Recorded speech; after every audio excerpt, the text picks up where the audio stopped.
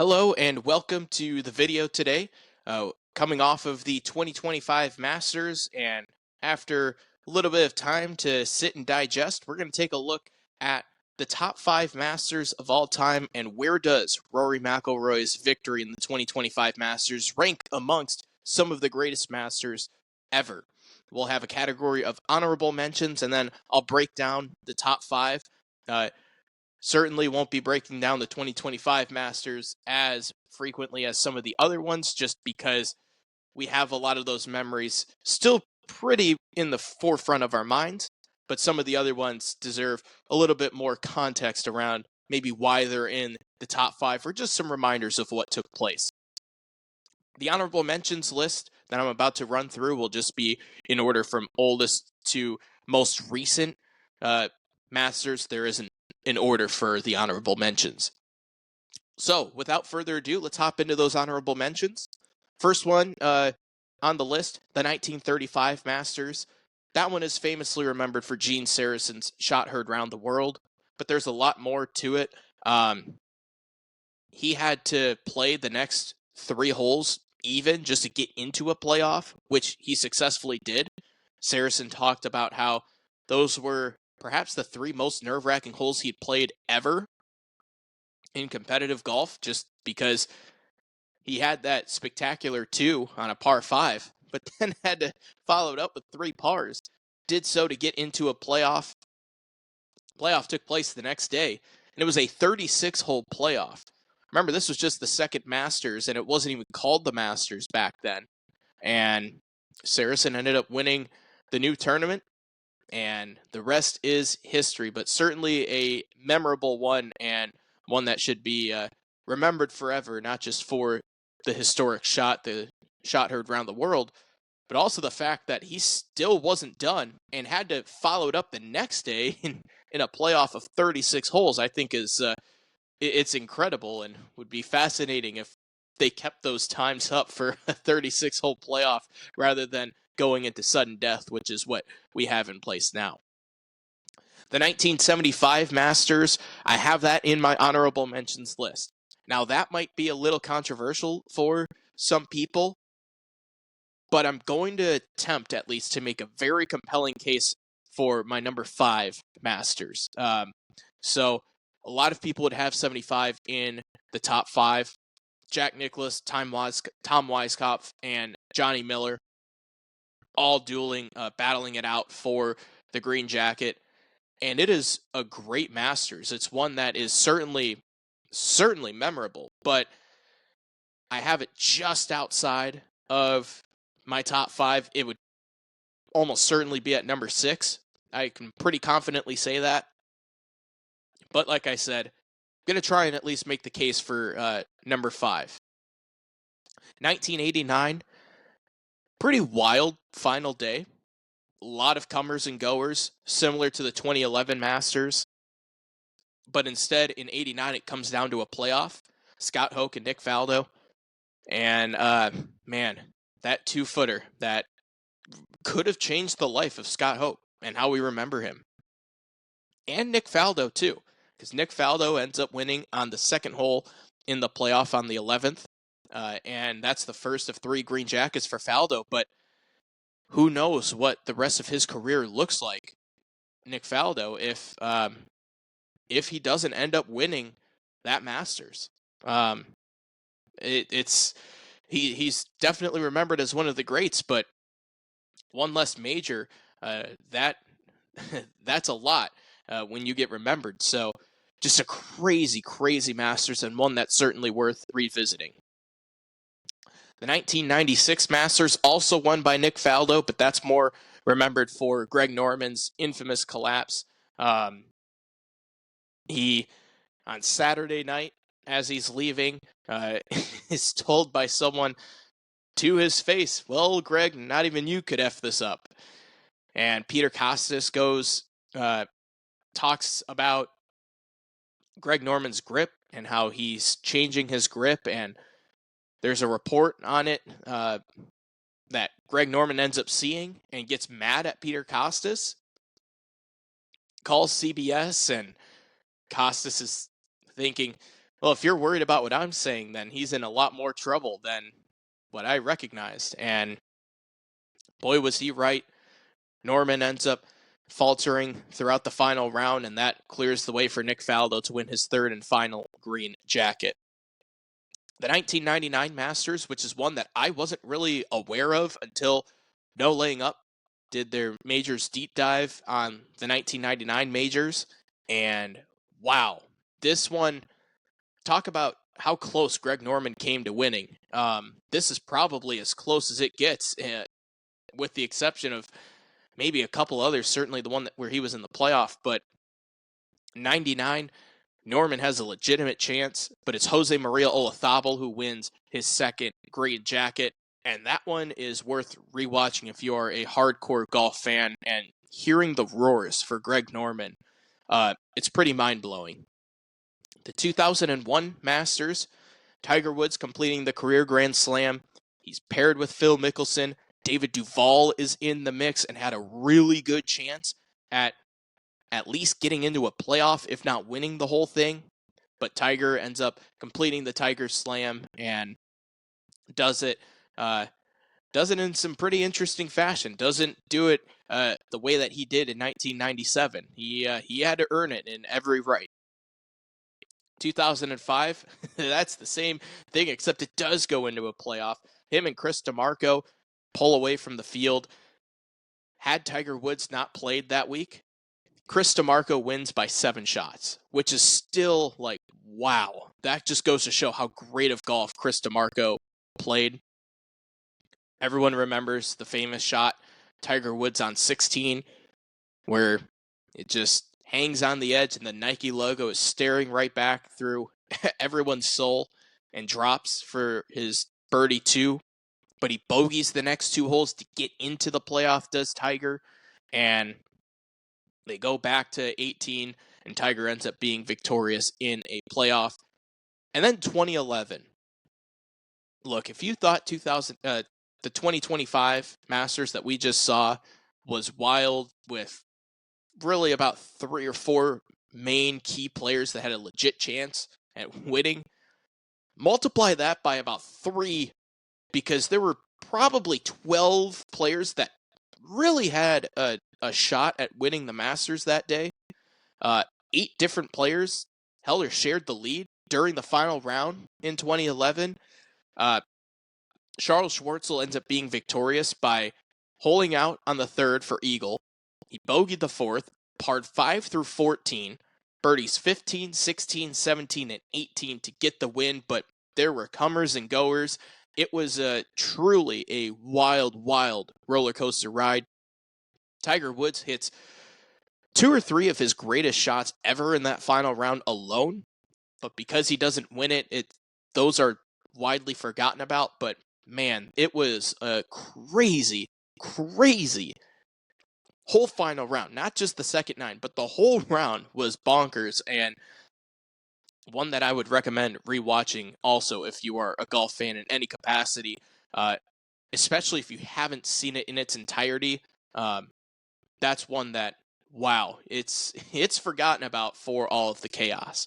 So let's go into the top 5. So at number 5 is the 1942 Masters. Now, this one is a forgotten Masters when talked about greatest Masters of all time. In my opinion, I almost never hear of it, but when doing research on this topic, I quickly realized this needs to get acknowledged. And I'll do a little more play-by-play on this one because we don't have, there obviously wasn't full final round coverage like there has been for many, many Masters, and the Masters YouTube page does such a great job of uploading all of those final rounds, so you can go way back and watch a lot of the Masters that were televised. But 1942, that wasn't the case. So I'll dive into it a little bit more than some of the other Masters in this top 5. So World War II is in full force. Pearl Harbor had just happened a few months prior, and the 1942 Masters is pretty much looked at as maybe the last Masters ever. Not just until the war ends, but maybe ever. Tournament was on its last legs. And there was just a lot of uncertainty around where things would go once life returned to normal, whenever that would be, because at the time they didn't know. It would come back in 1946, but had this 1942 Masters not taken place, who knows where the direction of the Masters is, if it even is a tournament to this day. Golf balls and golf clubs were limited due to the significant portion of the population helping out with the war in some capacity. Just mentioned how Pearl Harbor had taken place a few months prior, and that really got everyone to focus on the war. And so guys were going around figuring out, hey, where can I get golf balls? Maybe I need new golf clubs. It was pretty chaotic and scrambling around, just scrounging up any sort of golf equipment that you could. So 42 players played in the Masters in 1942, which is a really small field. Over twice as many teed it up this year at the Masters. Paul Runyon and Horton Smith took the first round lead. They both had 67s. Horton Smith won 2 of the first 3 Augusta National Invitation tournaments, as it was known before they changed the title to the Masters in 1939.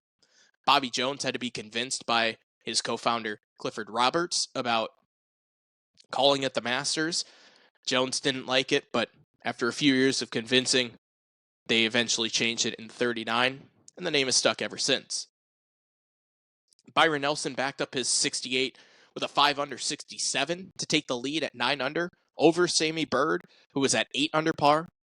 Nelson then fired an even par 72 in the third round to maintain the lead, but Ben Hogan, he shot 67 to put himself 3 shots back. So you've got Nelson and Hogan, 2 of the biggest names in the game, 2 of the biggest names in American sports at the time, going head-to-head in a dramatic Sunday. So Byron Nelson was the 1937 champion, jumped out to a quick 4-shot lead as he birdied the third hole. But he 3-putts the 4th and 6th holes to cut his lead in half. Both legends bogeyed the 7th hole, but it was a bogey on 8 for Nelson and a birdie for Hogan that put them even at 6 under par. Nelson bounced back. He had birdies on the 9th and 11th holes to jump back out to a 2-stroke lead. On the par 5 13th hole, Hogan cut the deficit in half once more with a birdie, but Nelson birdied the other par 5 on the second 9-15. As Hogan admitted afterward, he, quote, couldn't see how Nelson can miss now. After pars on the 16th hole, Nelson sat at 9 under par and held a 2-shot lead. So Nelson hits the fairway on 17, and he has 2 options. Play it safe on the left side of the green, or go for the pin, but there's a bunker that's guarding it. Nelson went with the riskier route, and his words are, I'll always go for the pin. His 8-iron found the sand, and he blasted it out, but he made bogey, so his lead goes down to 1. And Nelson steps up to the tee and puts it into the woods, and somehow, through the woods, gets his second shot onto the green, and has like 15 feet for birdie to win. His putt curls to the left, and he tapped in for par, while Hogan makes birdie on the 72nd hole to tie Nelson and force a playoff. So during the final round, Nelson, he began to feel ill and was offered by Ben Hogan to delay the playoff until he felt better. Nelson declined, and in front of an estimated 1,000 to 3,000 patrons, the playoff took place on Monday, April 13th. It's funny how April 13th in the Masters, it always ends up being in, it always ends up being some sort of dramatic, historic day. It's funny how golf and recurring themes in history keep themselves intertwined throughout the entirety of the game, and another memorable April 13th. But this time it's a Monday. So this is an 18-hole playoff. They changed it from the 36-hole playoff that I had mentioned in 1935. So this is just the second playoff in Masters history. On the first hole, Nelson hit his drive way right into the woods and made a 6 for a double bogey to drop 2 shots behind Ben Hogan. The pair birdied the second hole, but Nelson dropped another shot on the fourth hole with yet another bogey. So he's sitting at 2 over while Hogan is at 1 under.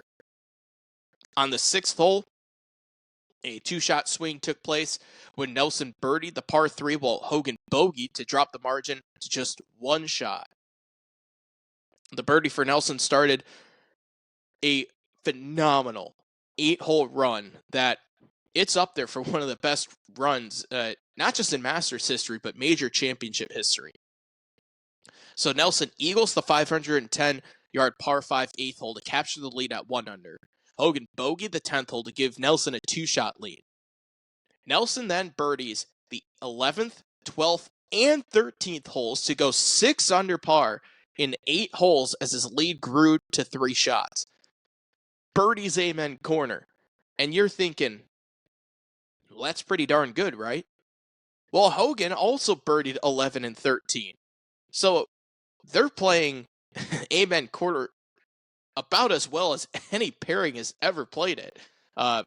Hogan birdied the 14th and 15th holes, but his tee shot short on 16 to make another bogey, and he dropped to 2 under and trailed by 2. Nelson ended up bogeying the 18th hole, but his 3 under 69 was enough to better Hogan's 70. So Byron Nelson would win and take home $1,500 while Ben Hogan took home $800. As I had mentioned, Nelson had won the 1937 Masters, so this is his second Masters that Byron Nelson would win and the fourth major championship of his 5 total. Ben Hogan would go on to complete the career Grand Slam. He would win the Masters twice, would have one of the greatest comebacks in sports history, as in 1949, Ben Hogan nearly died in a car crash in Texas as he spent 59 days in the hospital. Doctors said that he may never walk again, and then nearly died in the hospital due to a blood clot complication. Hogan would return to competitive golf in 1950, winning the U.S. Open in a playoff. And then in 1953, Hogan won the Masters, U.S. Open, and Open Championship, all in the same year. The PGA Championship, it's crazy to think, but this was held during the same week as the Open, so players had to decide where do they go.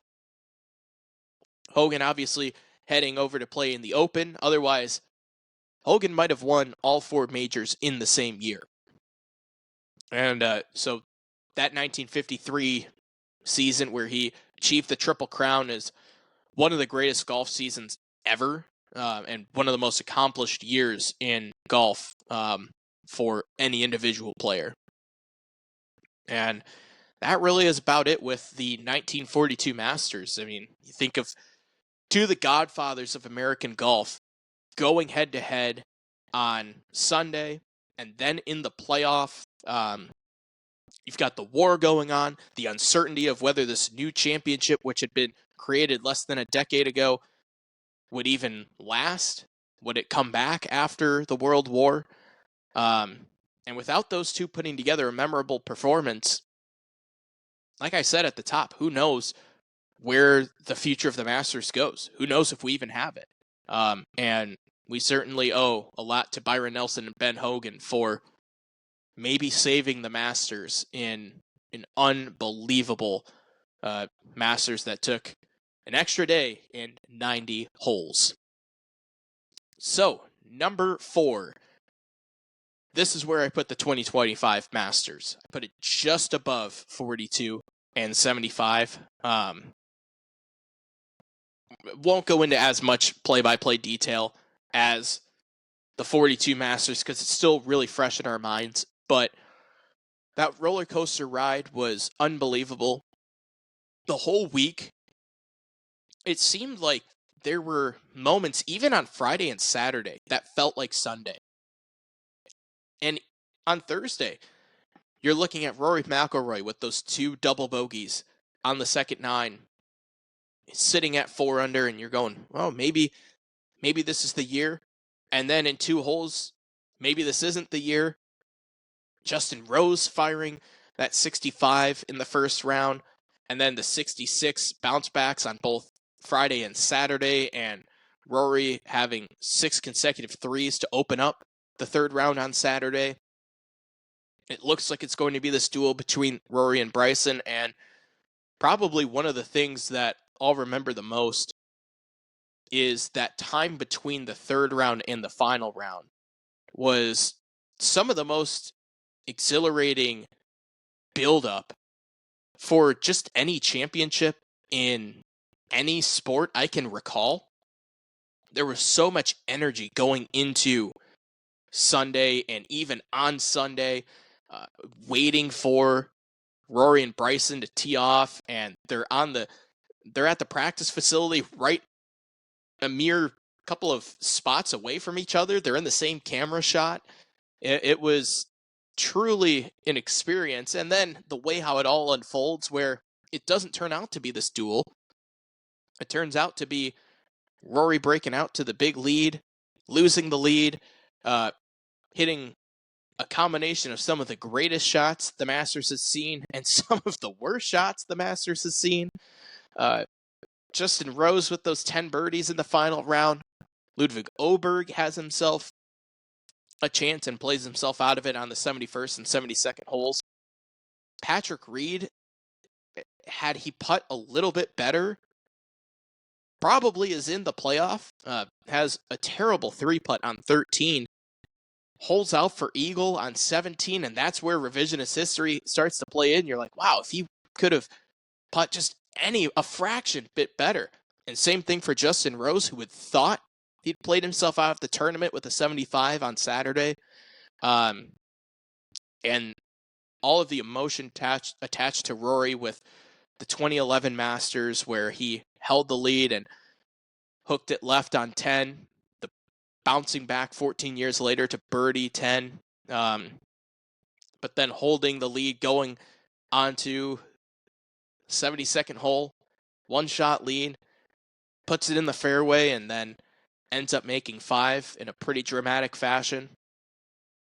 The playoff, where pretty much same yardage, just a little bit flatter lie, and Rory has it spin down the slope, and Justin Rose has it catch up, and Rose hits that putt was incredible that Justin Rose hit in the playoff that just drifted off to the right. It looked good for about 80% of the way. And then Rory finally getting over the hump, making his short birdie, getting himself the green jacket, the career Grand Slam, the celebration that he had, and the emotional release where it probably is, he's probably still feeling it right now. That release and relief. But it truly was one of the most memorable Masters, not just for that final round, but in my opinion, the lead up into it also helped out to what ended up unfolding, because there was so much energy and it lived up to the hype just in a different way than what we had thought. And it's there's so much that will be remembered from that final round, but also the week as a whole was a pretty exciting week. And that's about as chaotic as it gets for a final round in any major championship, but it ends up being number 4 in the greatest Masters of all time. And it'll be hard for a Masters to have that much significance for a long time unless someone wins probably 3 green jackets in a row, or has, again, like Rory, an opportunity to win the career Grand Slam at the Masters. But because of his history there, unless like Tiger or Phil wins in their 50s, or who knows, maybe even in their 60s, it'll be hard to find one that has that much emotional significance as what we saw in 2025. So let's move forward to number 3 on my list, just the 1997 Masters, 61st playing of the Masters, and it's probably the most monumental Masters that we'll ever see. Again, I forgot to mention 2025 Masters final round April 13th. Final round in the 97 Masters, also April 13th. So before we head to Augusta, Tiger, shocker, he ends up winning it. Spoiler alert, Tiger wins the 97 Masters, in case you didn't know. But before the Masters, Tiger is playing at his home course of Isleworth in Windermere, Florida. So Tiger shoots 59, which is something he never did in a PGA Tour event. It's 13 under par at Isleworth. So he has this incredible round. And the next day, Tiger and his good buddy Mark O'Meara, who would win the next year's Masters, in a pretty thrilling fashion as well, I should add, they're going to play as a practice round, as they did pretty frequently. And so they get to the back 9, and so that's where they tee off. They're going to start on 10. Woods makes birdie on 10. Goes up to 11, which is a par 3, and Tiger makes an ace. And O'Meara goes right into his cart and drives off to the driving range. And Tiger has gone 16 under par in 20 holes. That is what was taking place a week before the Masters. So there is buzz and energy surrounding Tiger, unlike really anything we've seen. But the problem is, his first 9 in the first round, shoots a 4 over 40. And he struggles. And people are like, oh, there are some doubts. Were we too quick to jump on the Tiger bandwagon? No, they would not. He comes back, fires a 30 on the back 9, 4 birdies and an eagle, shoots 2 under 70 in the first round, puts him 3 shots back of John Houston. Second round, Tiger finds his groove, shoots a calm, easy walk in the park, 6 under 66. That gave Tiger the lead at 8 under, and he would not look back. He has a 3-shot lead over Colin Montgomery, who also was searching for his first major championship. Saturday, those two would be paired together, and Tiger would put together a bogey-free 65 and holds a 9-shot 54-hole lead. So he's at a whopping 15 under par, and Constantino Rocca is way back at 6 under. Montgomery shot a 2 over 74, and Montgomery gives a famous press conference after the third round, and it looks like he's seen a ghost. I mean, he is still in awe of what he just saw. He can't believe it still. And he makes a comment, and I'm paraphrasing here, but pretty much saying, it wouldn't be surprising if not, it probably will be a bigger lead tomorrow night for Tiger than what it is right now at 9 shots. And that 9-shot lead was incredible as it is. He'd be right. Sunday, April 13th of 1997 would be a historic day for a couple of reasons. Tiger shoots 3 under 69, his third straight round in the 60s, finishes at 18 under par, which was a record for lowest score at the Masters at the time. Dustin Johnson would better that in 2020 at 20 under par. Tiger played after his first 9 on Thursday. Tiger played the rest of the tournament at 22 under par. Tom Kite ends up being the runner-up, finishing 12 shots behind Tiger at 6 under par. The 12-shot margin was the largest in Masters history, second in major championship history to old Tom Morris, who in 1862 won the Open Championship by 13 shots. 3 years later, Tiger would begin the Tiger Slam in record fashion, breaking that record at the 100th U.S. Open at Pebble Beach with an incredible 15-shot victory. So one of the most memorable images in all of sports, Tiger walking off the 18th green on Sunday after he had just won, embraced by Earl Woods, his dad, with a very, very emotional and long hug, and we'll see that video for as long as the Masters has played, and really for as long as golf has played. Just a very, very amazing piece of video with Tiger and Earl. And there was another pretty large significance for Tiger's win. Perhaps way, way bigger than the 12-stroke margin of victory.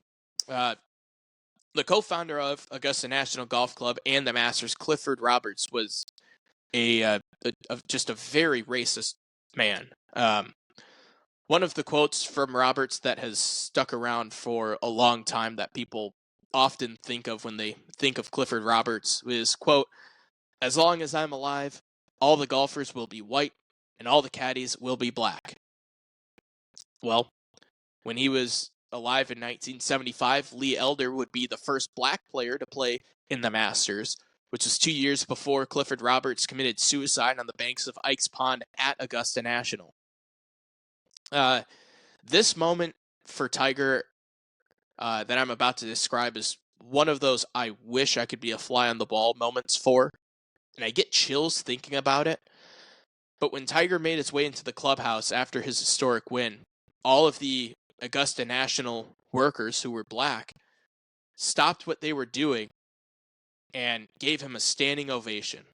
And just like that moment had to have been so surreal for Tiger, because obviously he knew what the significance of it was, but it probably really hit home for him. Like, wow, I really did it for something a lot larger than maybe even he realized. And that's just one of those moments that, if the walls of Augusta National, that clubhouse could speak, that'd be the first thing I would ask about, because that moment wasn't caught on camera. Just a very, very poignant moment that I think that I think separates Augusta and the Masters from anything else, because a lot of those moments, maybe they're not on camera, but they're pretty well documented, or like the no cell phones policy. Everyone is so in the moment, and I think that moment goes to show exactly that. Obviously Tiger would go on to win 5 Masters, 15 majors at the time of this recording, and he changed the game unlike anyone has changed any sport ever, and that is probably his legacy. It's a lot more than any of the incredible stats, any of the phenomenal shots that he hit. It's the fact that he blazed a trail for so many people that just didn't think there was an avenue for golf. And especially at a place for him to win his first major, where it just 23 years prior, there hadn't even been a black player to compete in the Masters, and then he ends up winning. Just a really, really cool moment for Tiger and golf, and this game, for the better, hasn't been the same, and we can thank Tiger Woods for everything that he's done for the game, and it's pretty cool, and that's a Masters that will always be in the top 5, no matter what happens in the future. You got to think that 97 Masters will always be in the top 5, like I said, because it's a lot larger than the golf. Okay, let's go to number 2. You know exactly which ones are in the top 2. Is it 86 or is it 2019? I'm going to go with 2019 as being number 2. If the 1986 Masters hadn't taken place the way that it did, the 83rd Masters would be number 1. But it sits at number 2 in my opinion. So 2019, Tiger's coming into this feeling pretty good. Really solid. Well, not solid, had a really great 2018, given everything that he had to come back from. 2017, he's telling people at the Champions Dinner, there's stories that he's saying he's done. He can't play competitive golf again.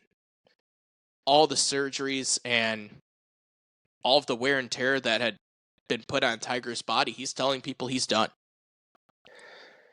Well, 2018 comes around and he's gaining some momentum. He's competing, hanging in there at the Open Championship, nearly won that. Nearly won the 2018 PGA Championship. Wins the Tour Championship, plays himself onto the Ryder Cup team in 2018, where the United States, tell me if you heard this before, got stomped in Europe. But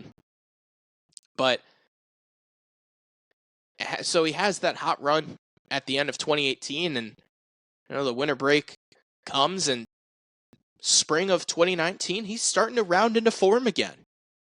And there's some similar energy building into the Masters.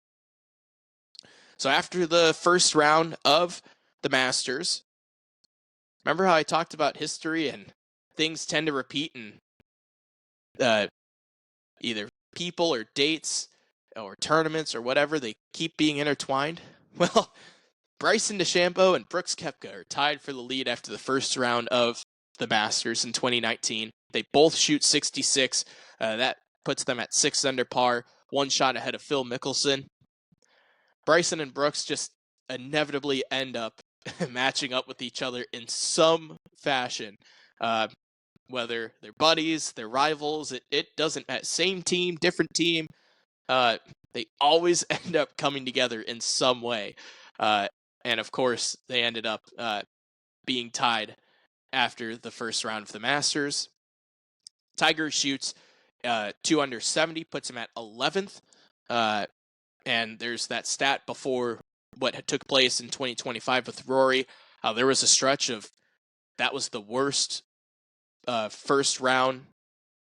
That was the worst placing after the first round that a Masters champ had been at in nearly 2 decades, was tied for 11th. That Tiger shot with a 2 under 70.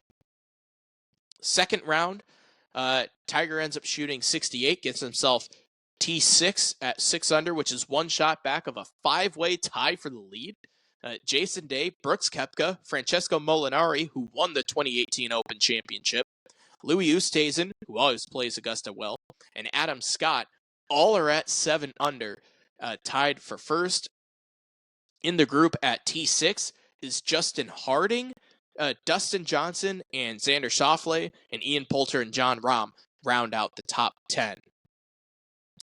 Third round, Francesco Molinari shoots 66 to get himself a 2-shot lead at 13 under.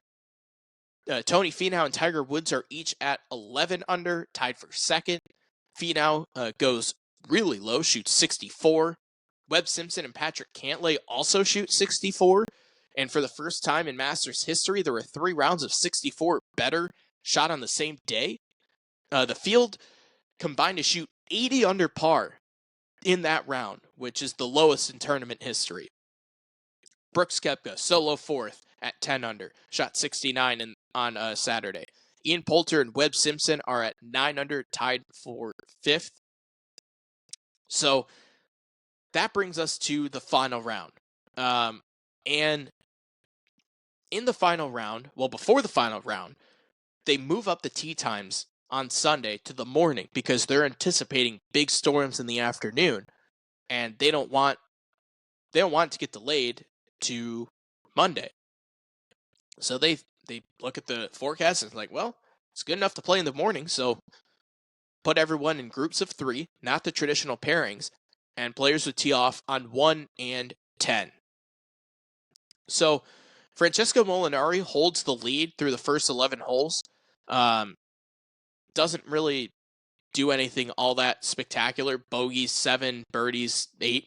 Other than that, it's all pars up until 12. Tiger has some ups and downs. Birdies 3, bogeys 4 and 5, birdies 7 and 8, bogeys 10. Just playing steady golf. You is even through 11. Brooks Koepka, same thing. Birdied 2, bogeyed 6, birdied 8.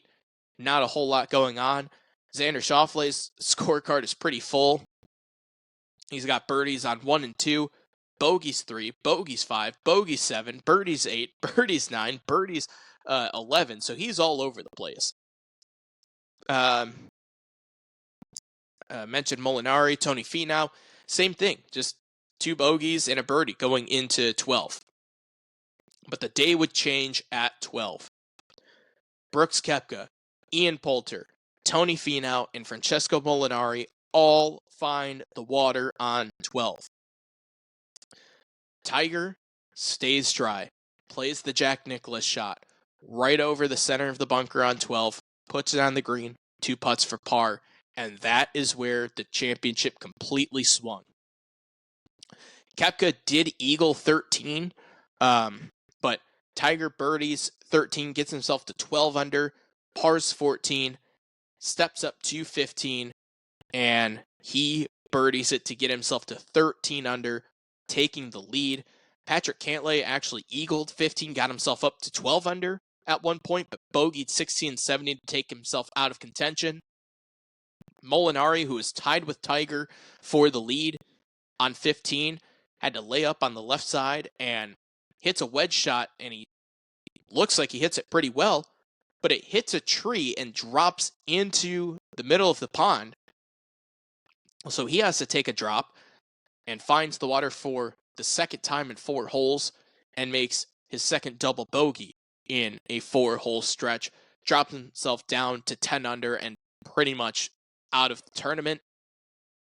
Dustin Johnson makes a late run, birdies 15, 16, and 17 to get himself to 12 under.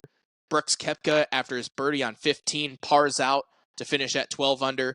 Xander Schauffele made a run. He birdied 8, 9, 11, 13, and 14, but could not birdie 15. Couldn't birdie 16, 17, or 18. He's at 12 under. But Tiger steps up to 16, and with Michael Phelps behind him, puts it up on the ridge on 16 with his tee shot, and it comes on down, and Tiger's yelling at it, come on, and it's coming down, nearly goes in for an ace. He knocks it in for birdie, gets himself up to 14 under, which is a 2-shot lead. Hits it around on 18, plays it pretty conservatively, and nearly drains his putt for par on 18. Knocks in his easy bogey putt, 13 under, and Tiger Woods wins his 5th green jacket. And that's that too is a very memorable Masters, also for the reaction. He has this big reaction and shakes the hands of his competitors and tells his caddy Joe LaCava, we did it. And as he's walking off the green, he looks back down the 18th fairway. And I've always thought it's similar to when Hideki Matsuyama's caddy bowed after the 2021 Masters to show his respect to Augusta National. I wonder if that's the same thing for Tiger, because he looks down and has a moment where he just embracing the golf course, turns around and walks up the hill, and that's where he is greeted with his son Charlie, who's running to him, and in almost the exact same spot where 22 years before Tiger is hugging his father Earl, now Tiger, the father, hugging his son Charlie. And CBS, probably like 5 or 10 minutes after, runs the great back-to-back video, just so powerful, of Tiger hugging Earl, Tiger as the son hugging his dad, and now as the dad hugging his son. and it's pretty spectacular stuff. And the crowd is so loud. He hugs his daughter Sam right after embracing Charlie. His mom Coltita is there as well, gives her a big hug and hugs the rest of his team that's there. And that walk through the tunnel, it is as raucous of a crowd as I think we'll ever see.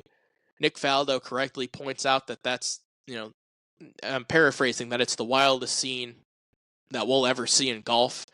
And I think he's right. I don't think we'll ever see a scene as wild as what it was. It was so loud. It was deafening. And Tiger walking with Charlie next to him, it's an incredible scene. And I know the Rory walk was pretty special, but the walk that took place with Tiger in 2019, I think it's a different type of emotion for Tiger and Rory. And that must have been a thrill and we've seen Tiger really get emotional talking about how important and impactful it was for him to win in front of his kids, because he hadn't done so in 11 years. And Charlie wasn't born when he won the U.S. Open. His daughter Sam was an infant, so she obviously wouldn't have any idea of what Tiger Mania was all about. And they got to experience it in first person, which had to have been one of the most rewarding things in Tiger's career. I know he plays the PNC now, and that's pretty important for him, for Tiger to play with his son Charlie, and he's had Sam on the bag, but pretty cool moment. And then to see the respect afterwards of all of the players, there's probably a dozen of them before he goes into scoring that are there to greet Tiger. And it's past champions, it's current competitors.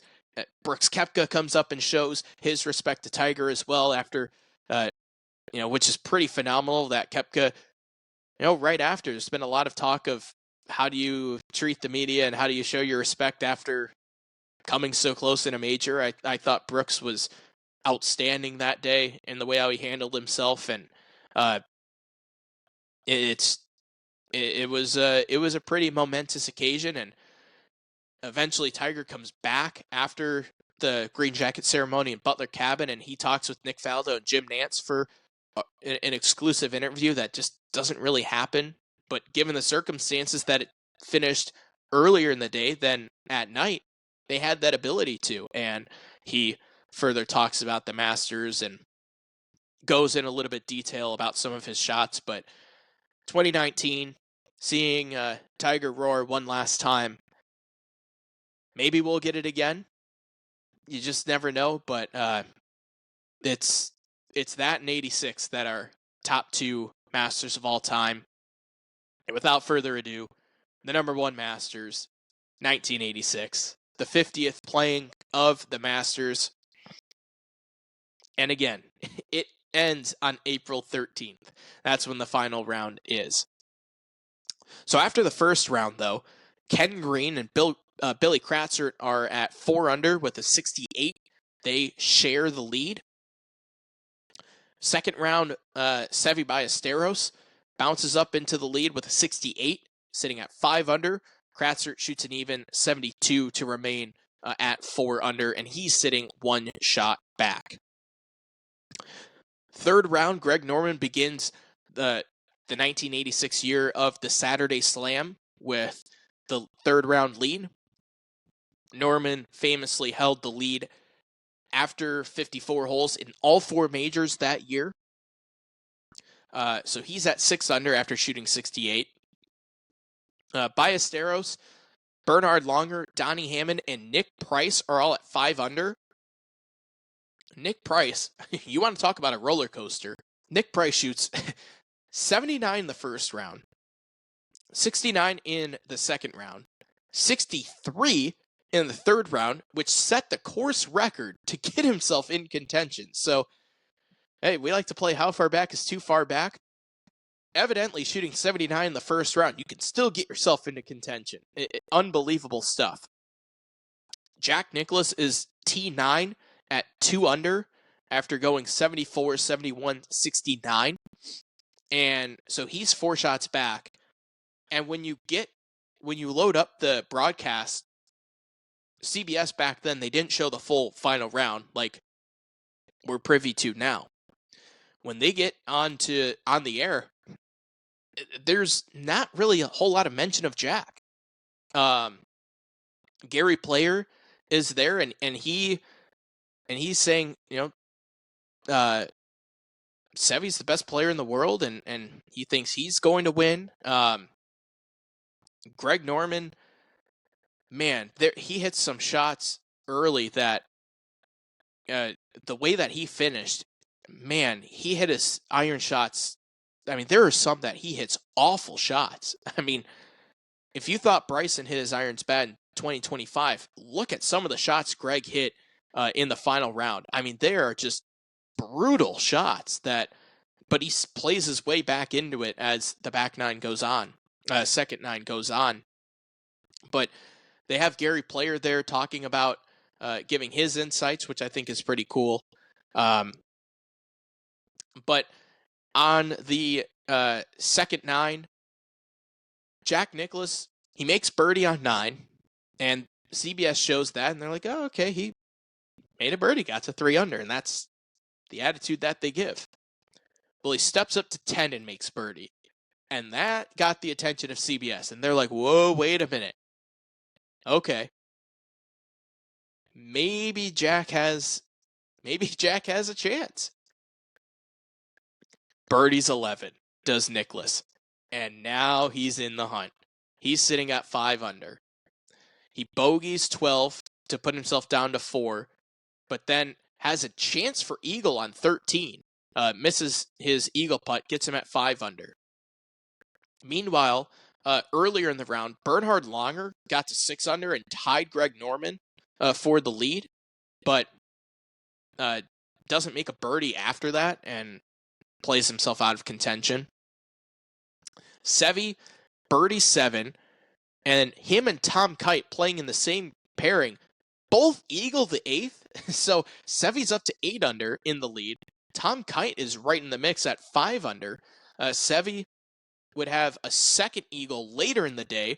He eagled 13 to get himself up to 9 under. But Seve then bogeyed 9 to get himself to 7 before that eagle on 13. Nick Price is kind of coasting his way through the round, has a couple of bogeys, a couple of birdies, but feels like he's almost hanging on for dear life rather than really making a good effort.